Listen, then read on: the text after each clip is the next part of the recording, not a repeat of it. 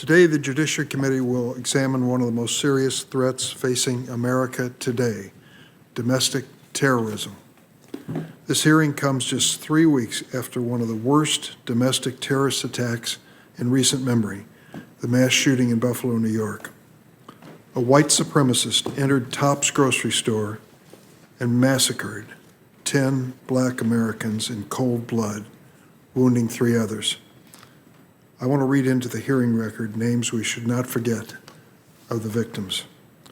Roberta A. Drury, Margus D. Morrison, Andre McNeil, Aaron Salter, Geraldine Talley, Celestine Cheney, Hayward Patterson, Catherine Massey, Pearl Young, and Ruth Whitfield.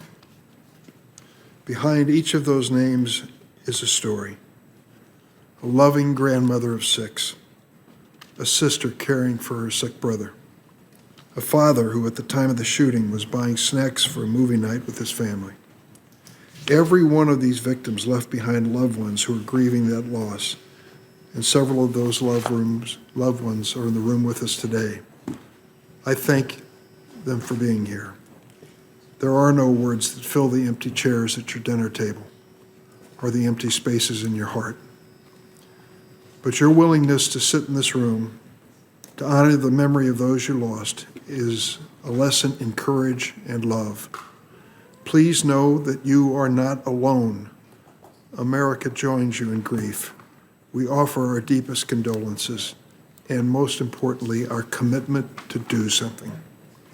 When gunmen are slaughtering babies, grandparents, and other innocent children, Americans in grocery stores, schools, neighborhoods, and houses of worship, we have a responsibility to do something. Nearly 9 in 10 Americans agree we need sensible gun law reform in this country, and we need it now. We often hear the question asked, why do mass shooters engage in such horrific acts? Well, one of their motivations is the focus of this hearing: domestic terrorism, a threat that is, in the words of the FBI Director Christopher Wray, metastasizing across the country.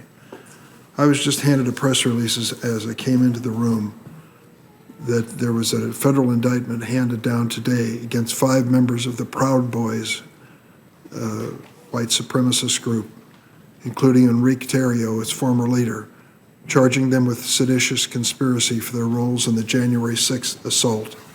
For those who believe that what the subject matter of this hearing is a contrivance and doesn't reflect reality, these indictments indicate that we are talking about real-life crime and real-life terrorism.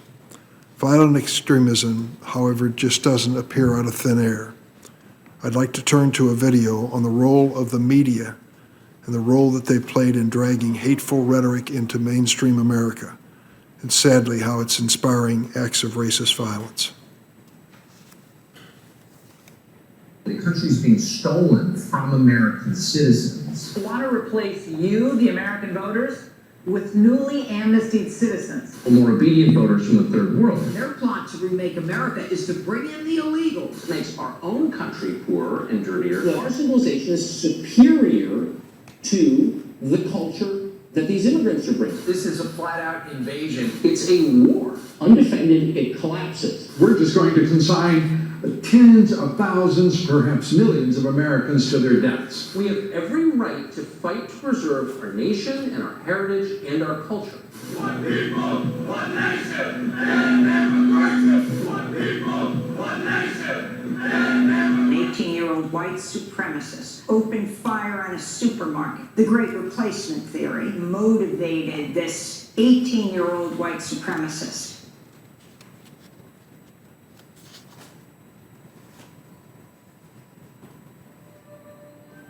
Andre was my nephew.